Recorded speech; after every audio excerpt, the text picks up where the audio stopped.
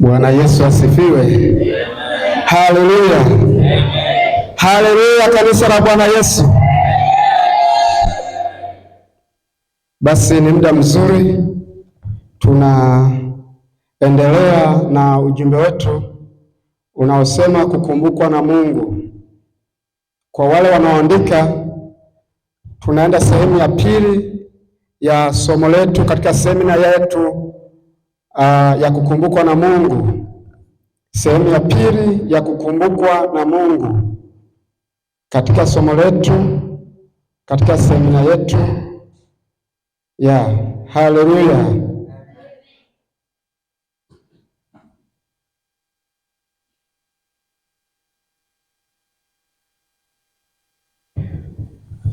Kabla sijaendelea, acha nimwombe Mungu.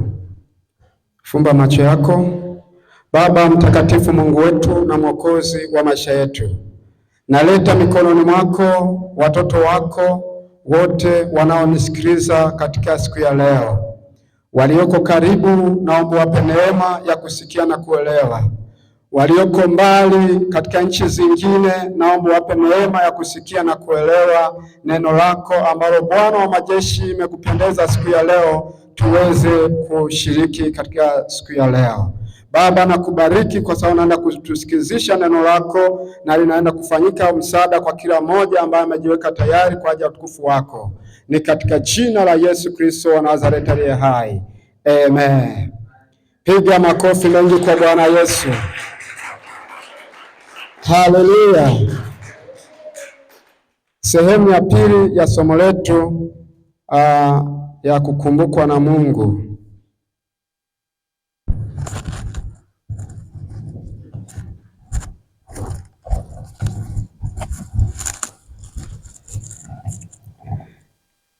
Sehemu hii ya pili,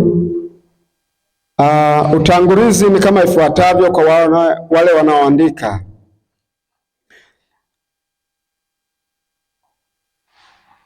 Tangu mwanzo Mungu amekuwa na kazi ya kujifunua kwa watu kwa njia mbalimbali.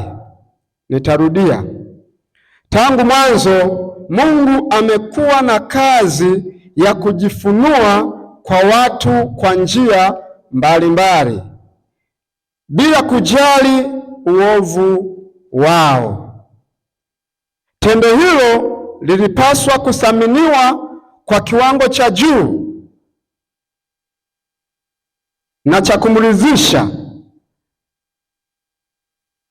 Kitendo cha Mungu kujifunua kwa watu wake kwa njia mbalimbali bila kujali uovu wa mwanadamu ni kitendo ambacho kilitakiwa mwanadamu akithamini kwa kiwango cha juu ili kumridhisha Mungu.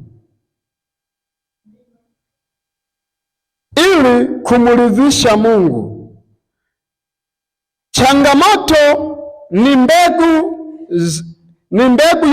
ya uasi iliyopandwa ndani ya mtu wa kwanza, inatesa kizazi hadi kizazi. Sikiliza. Changamoto ni mbegu iliyopandwa ndani ya mwanadamu, na mbegu hiyo inatesa kizazi hadi kizazi, ikimaanisha kwamba tatizo lolote unalokutana nalo ni matokeo ya dhambi ya Adamu wa kwanza. Yesu atusaidie sana. Changamoto ni mbegu iliyopandwa tangu uasi ulipoingia ndani ya mwanadamu, na kwa sababu ni matokeo ya dhambi, changamoto inaweza kuwa katika hali ya sura mbalimbali. Tunachopaswa kufahamu ni kujua kwamba bado neema ya Mungu ingali inamtafuta mwanadamu, na ndio maana tunaona Mungu akijifunua kwa mwanadamu kwa njia mbalimbali tangu alipoasi mwanadamu. Kitendo cha mwanadamu kuasi kilitengeneza ukuta ulioweza kuzuia mwanadamu asionane na Mungu uso kwa uso tena. Lakini pamoja na uasi wake, pamoja na dhambi ya mwanadamu, Mungu hakumwacha moja kwa moja. Badala yake alitengeneza njia ya kumkaribia tena mwanadamu pamoja na uovu wake. Ndiyo maana unakuta kwamba bado leo neema ya Mungu ingaliko ulimwenguni kwa sababu ya Yesu kufa pale msalabani. Ndio maana leo tunaona injili ya Yesu Kristo inahubiriwa ulimwenguni, kwenye matelevisheni, kwenye maredio, kwenye mitaa, nyumba kwa nyumba, sehemu mbalimbali. Injili ya neema ya Mungu inahubiriwa. Kusudi la Mungu ni kumpata yule mtu aliyekuwa ameasi, ili arudi akatubu dhambi zake, aweze kusamehewa na aweze kurudishwa kuwa mwana wa Mungu tena. Kwa hiyo neema ya Mungu ni kuu sana, ni tendo ambalo lilipaswa kusaminiwa, kwa sababu ile neema ya Mungu ilimlazimu Mungu aweze kutoa mwanawe wa pekee, ili kila mtu amwaminie asipotee, bali awe na uzima wa milele. Haleluya! Na katikati yetu wanaonisikiliza, ninajua kwamba wapo wengi ambao walikuwa mateka katika himaya au ufalme wa Shetani na wametumikishwa kwa maovu mbalimbali, lakini bado neema ya Mungu, waliposikia ya kwamba Mungu anawatafuta, kwa sababu na wao inawezekana walikuwa wanatamani nafasi hiyo, walipoipata wakaitumia vizuri, wakaamua kuokoka, na hata leo wanamtumikia Yesu wa Nazareti. Kwa hiyo tendo hili la Yesu Kristo kuachilia msamaha wa dhambi ni tendo lilotakiwa kusaminiwa kuliko vitu vingine vyovyote tunavyoweza kusamini. Kama uko pamoja na mimi, mpigie Bwana Yesu makofi mengi. Haleluya! Haleluya! Haleluya! Kwa hiyo tunapojifunza katika semina yetu, tunapoendelea, ni vizuri ukajua ya kwamba changamoto ni matokeo ya dhambi. Na hiyo changamoto, kwa sababu ni matokeo ya dhambi, usikubali hiyo changamoto ikuondoe kwenye msingi wa kumpenda Yesu wa Nazareti. Yesu alipotazama jinsi ambavyo zipo changamoto ambazo zinamkabili mwanadamu, akapaza sauti yake akasema, kila anayetaka kunifuata ajikane mwenyewe, aubebe msalaba kisha anifuate. Hajasema beba msalaba na baba yako, hajasema beba msalaba na mama yako, hajasema beba msalaba na mtoto wako, hajasema beba msalaba na mke wako au mume wako. Yeye Yesu Kristo amesema moja kwa moja, wewe mwenyewe ubebe msalaba, umfuate kila endako. Haleluya! Haleluya! Asubuhi nimewaambia kwamba maisha ya mwanadamu yako katikati ya bahari. Ni kama katikati ya bahari, mahali ambapo mwanadamu hawezi kutulia.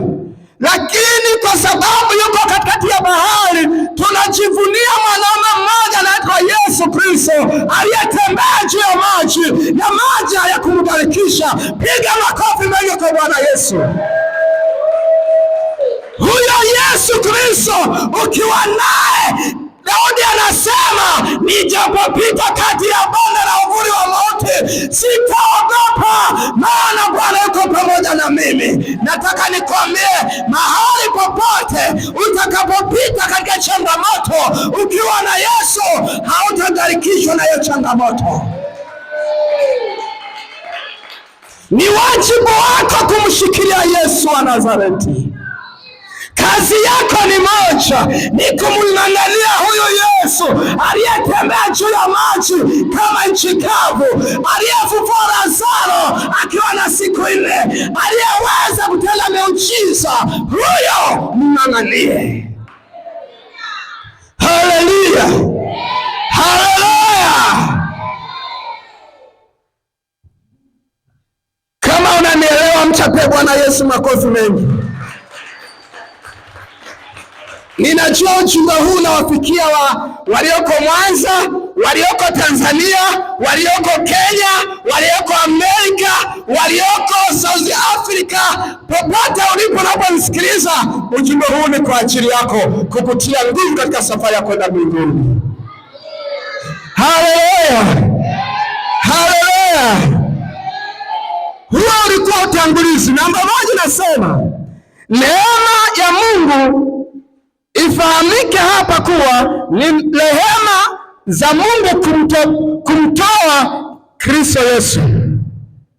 Narudia, neema ya Mungu ifahamike hapa kuwa ni rehema za Mungu kumtoa Kristo Yesu.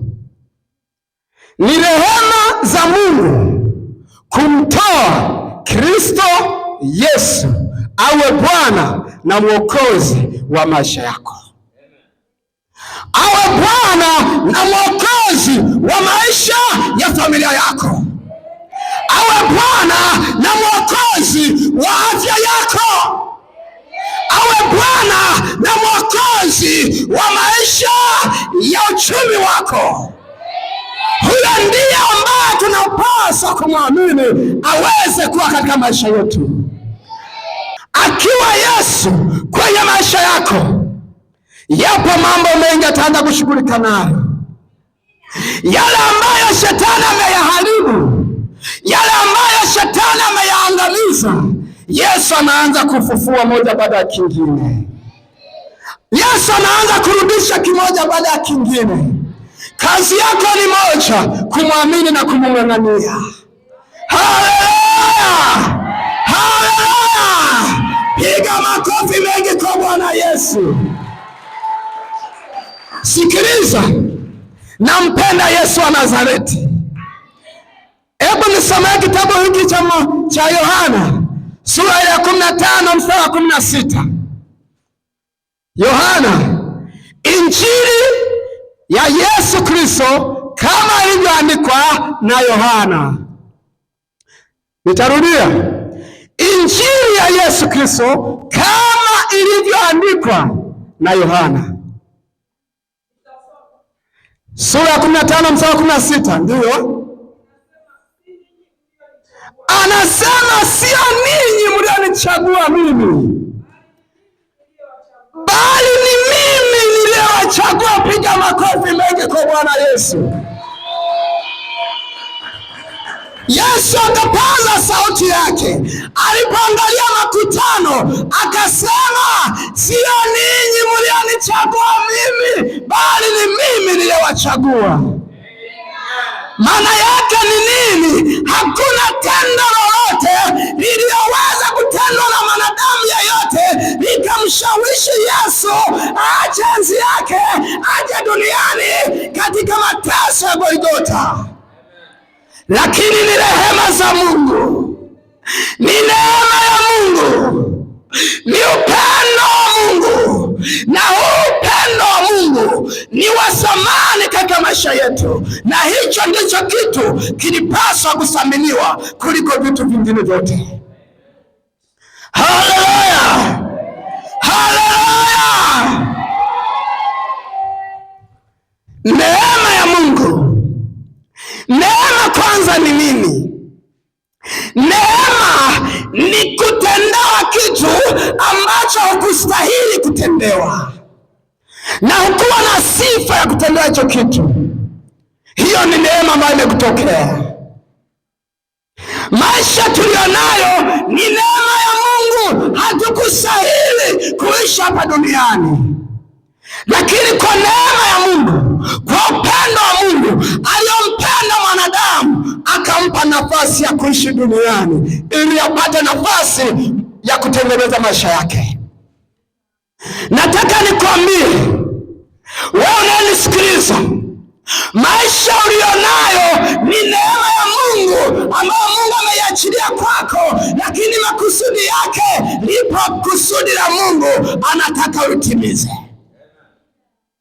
Na ndio maana wale ambao wamepewa neema hiyo watakapoichezea, jehanamu ya moto inawangoja.